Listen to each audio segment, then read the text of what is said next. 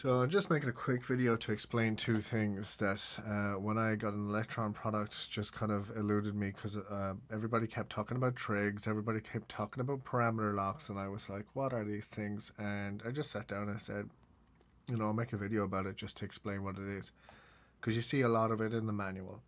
So on a basic level, a trig is when you put in a step. Okay, so that's a trig. I am triggering the kick drum. I am triggering the kick drum. Okay. And the other thing is a parameter lock.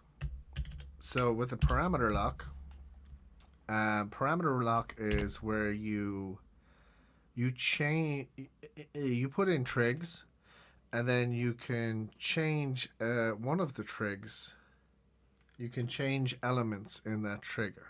So you can change something like the volume, the pitch, the filter, whatever you wanted. The way you do that is you just hold down the trig and you select the option that you want. So let's say if I want to make this kick go up in pitch, I can change this. And you'll notice that on the screen here, when you change something and you're holding down a trigger, you're just making a change to that trigger, and you'll see that it's in white here. So when I let go of that, kind of go back to normal, but when I hold it down again, it'll show me what it actually is. So if you hear that, you can see that that is a higher pitch.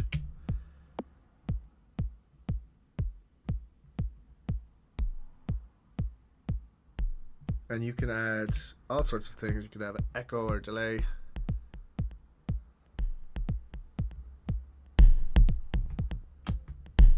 So now it's just that trig has loads of different parameter locks on it.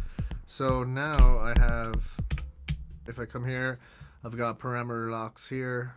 There, so this trigger is basically locked to these parameters. And that's basically it. That's all I wanted to explain because it's just kind of confused me. Now, there is more depth to it.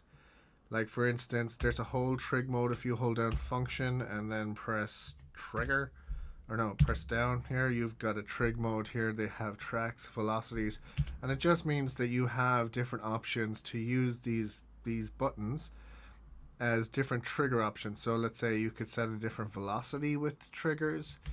Re-triggers would be, a re-trigger is another thing as well. You also have another trig menu up here. Slices is new as well, where you can slice up samples and trigger the separate parts of a sample with triggers. And your preset pool means that you could put in triggers and each trigger could be a different sound. So you could put them into a preset pool and say, I want this as a kick, but on the same channel I want this as a snare. So you have a kick on a kick and a snare on the same channel. That's where you trigger the preset pool. But just kind of going back to this, there's also the re-trigger option. So if you hold down function and hit just go into trigger option here. So in the trigger option, we have options like, let's say, re-trigger. So let's say I want to re-trigger this one. And what it'll do is it'll just play this one multiple times. And that will be defined by this length and rate. So if I want a long length, do something like that. And then I can do different rates. And you can change the volume and the fade out.